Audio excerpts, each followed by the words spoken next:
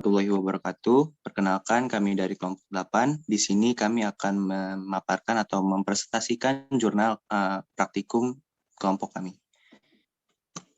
Sekarang mulai dari landasan teorinya. Silakan. Landasan teori, kentang merupakan tumbuhan yang tergolong dalam umbi-umbian, yaitu umbi batang. Bentuk kentang cenderung bulat namun tidak rata. Bahan makanan yang banyak mengandung karbohidrat ini sering digunakan sebagai praktikum biologi untuk melihat adanya tekanan osmosis pada sel-sel kentang. Materinya meliputi tujuan praktikum, alat biologi, tekanan osmosis pada kentang. Peristiwa osmosis adalah gerakan molekul pelarut melewati membran semipermeable ke larutan yang lebih pekat. Sedangkan tekanan osmotik merupakan tekanan yang dimiliki sebuah benda untuk mempertahankan kesetimbangan osmotiknya. Selanjutnya latar belakang.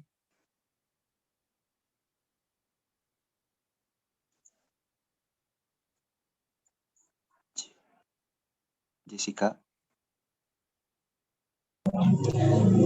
Latar belakang, setiap makhluk hidup disusun oleh miliaran sel. Sebagian sel makhluk hidup mengandung air yang disimpan dalam plasma sel, sitoplasma. Sel ini dibungkus oleh selaput tipis yang disebut membran plasma. Selaput ini merupakan membran dui lapis membran yang bertugas mengatur secara selektif keluar masuknya cairan dari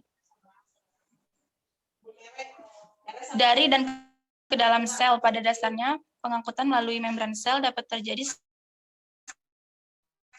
secara pasif maupun secara aktif. Dan secara pasif terjadi jika mengikuti arah gradien konsentrasi. Artinya dari larutan yang memiliki konsentrasi tinggi menuju larutan yang memiliki konsentrasi rendah. Proses ini terjadi tanpa memerlukan energi hasil metabolisme. Sedangkan pada proses pengangkutan secara aktif memerlukan energi hasil metabolisme seperti ATP, adenosis trifosfat, karena prosesnya terjadi melawan arah gradien konsentrasi. Proses osmosis merupakan contoh pengangkutan secara pasif. Osmosis merupakan proses perpindahan partikel air dari konsentrasi rendah ke konsentrasi tinggi melalui membran semipermeable. Membran semipermeable adalah selaput pemisah yang hanya bisa ditembus oleh air dan zat tertentu yang larut di dalamnya. Serta umum, membrana tersebut permeabel terhadap air dan zat-zat kecil dan tidak bermuatan. Misalnya molekul air dapat bergerak melewati dinding sel.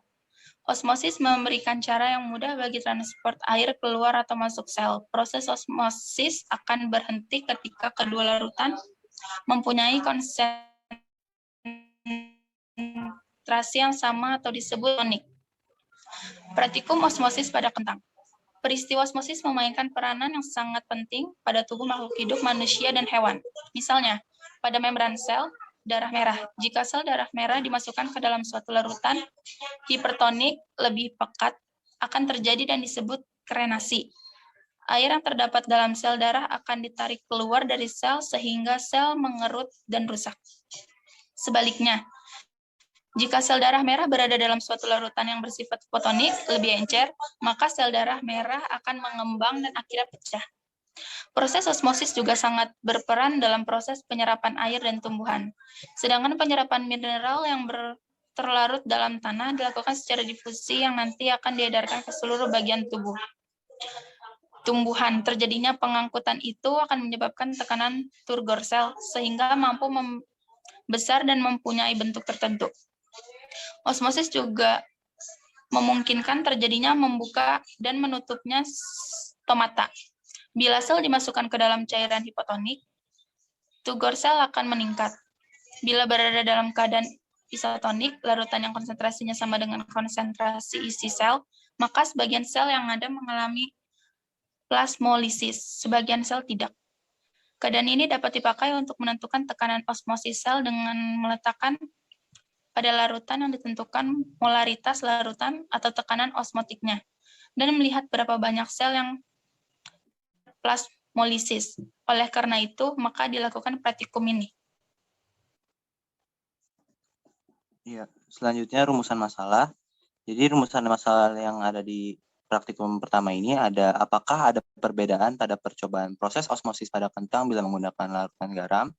Yang kedua, apakah ada perbedaan ukuran pada percobaan proses osmosis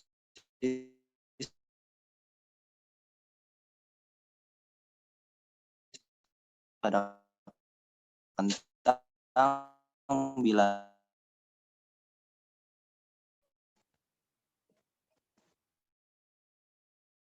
Hipotesis yang pertama yaitu semakin banyaknya takaran air yang dilarutkan garam akan menyebabkan kentang mengalami perubahan tekstur dikarenakan air dari larutan garam masuk ke dalam sel-sel kentang dan kentang mengalami penurunan massa. Hipotesis yang kedua yaitu terjadinya penyusutan pada ukuran kentang. Selanjutnya tujuan Nurma. Tujuannya yaitu satu, untuk memahami kesalahan yang terjadi dalam percobaan mengenai osmosis dalam larutan garam. Dua, melihat perubahan kentang dari segi massa, ukuran, dan tekstur. Selanjutnya alat dan bahan, silakan Jessica. Alat dan bahan. 1. Alat.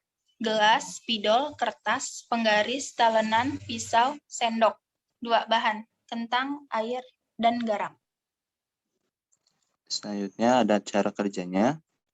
Jadi cara kerjanya itu sediakan sebuah kentang yang sudah dikupas kulitnya, lalu potong kentang tersebut dengan ukuran 5 cm.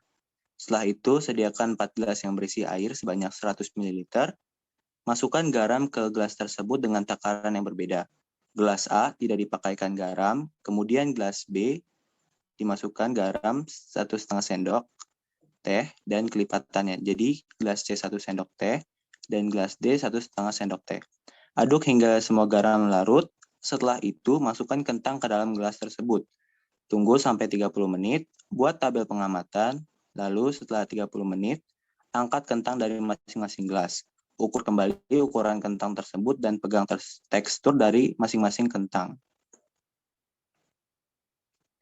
Selanjutnya ada tabel pengamatannya. Jadi di gelas A itu kentang panjang awalnya itu 5 cm, teksturnya keras. Setelah 30 menit, teksturnya keras dan panjangnya masih 5 cm. Di gelas B, panjang awalnya 5 cm, teksturnya masih keras. Panjangnya berkurang 0,5 cm jadi 4,5 dan teksturnya menjadi sedikit lembek. Di gelas C yang takarannya 1 sendok teh garam, panjang awalnya 5 cm, tekstur awalnya keras. Setelah 30 menit berkurang 0,4 cm menjadi 4,6 cm dan teksturnya menjadi lembek.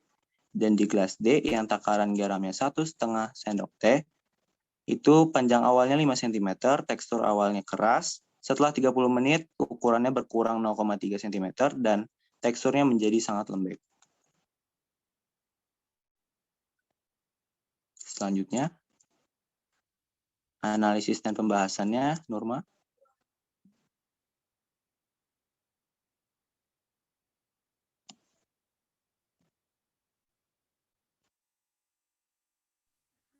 Analisis dan pembahasannya. Banyak garam yang dimasukkan berpengaruh terhadap massa kentang. Pada gelas A, kentang direndam hanya dengan air dan tidak ada perubahan panjang maupun tekstur. Pada gelas B, kentang direndam di larutan air plus setengah sendok teh garam yang mengakibatkan perubahan panjang dan tekstur. Pada gelas C, kentang direndam di larutan air plus 1 sendok teh garam yang mengakibatkan perubahan panjang dan tekstur. Pada gelas D, kentang direndam di larutan air plus 1,5 sendok teh garam yang mengakibatkan perubahan panjang dan tekstur. Ini terjadi sebab tingkat konsentrasi larutan tersebut berbeda-beda.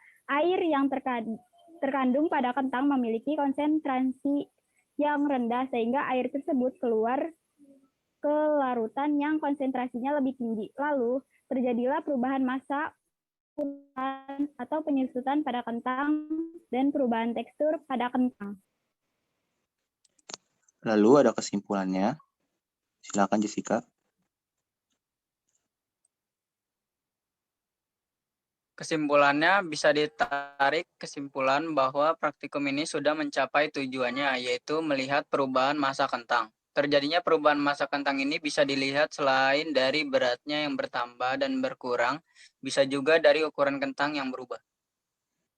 Ya, itu selanjutnya ada daftar pustakanya.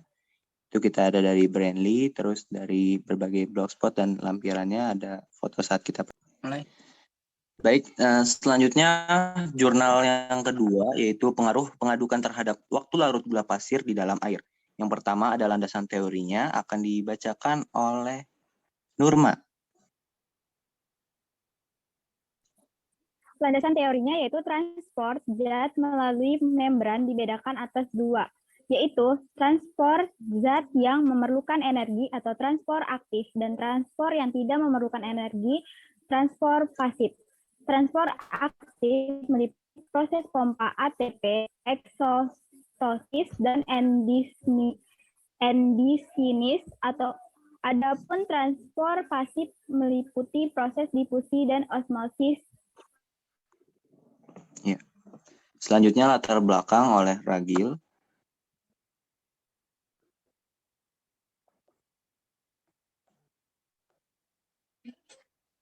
Ini Mega.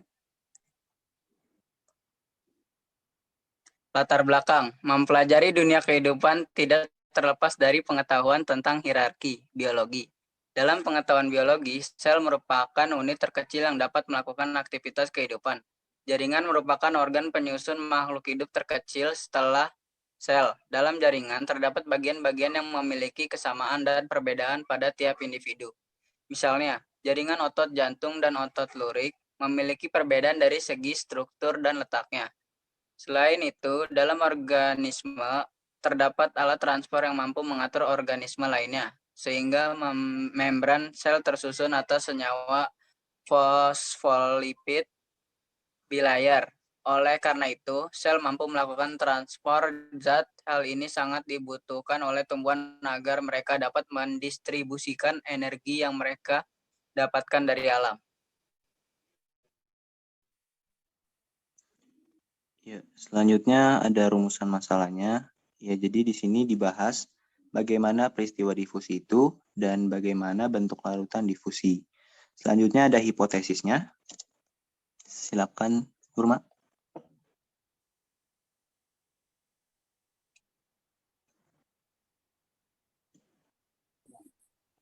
Hipotesis HO sama dengan semakin tinggi suhunya, semakin cepat larut waktu pengadukan gula pasir. H1, faktor cepat pengadukan juga mempengaruhi waktu dari larutannya gula tersebut. Selanjutnya ada tujuan praktikum, Dewi.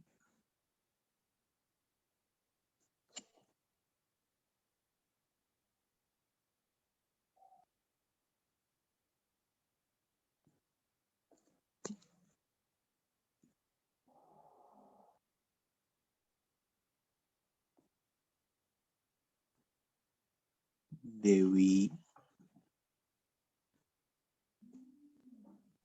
Tujuannya yang pertama yaitu untuk mengetahui bagaimana terjadinya proses osmosis. Alat dan bahannya silakan, Ragil.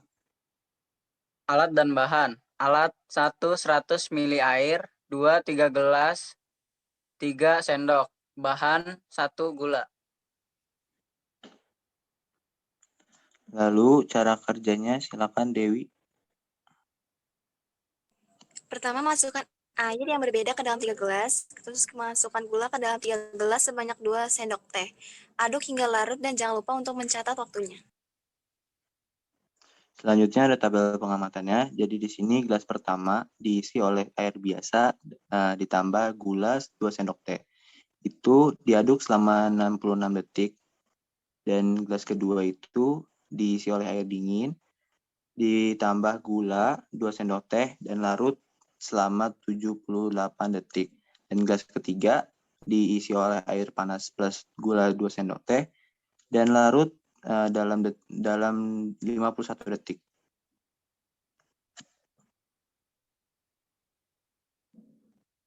Analisis dan pembahasannya silakan.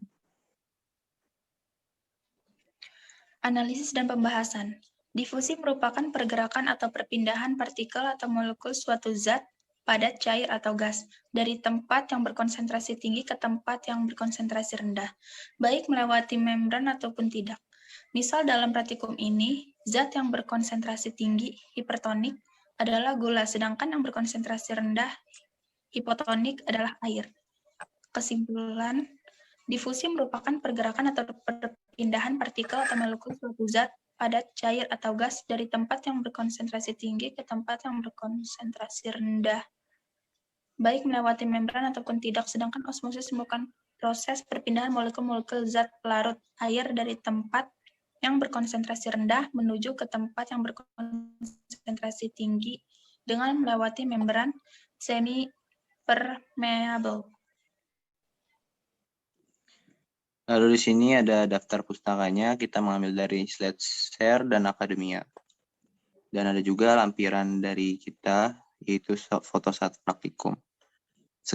Sekian praktikum dari kelompok kami, kurang lebihnya mohon maaf. Wabillahi taufiq wal hidayah. Wassalamualaikum warahmatullahi wabarakatuh.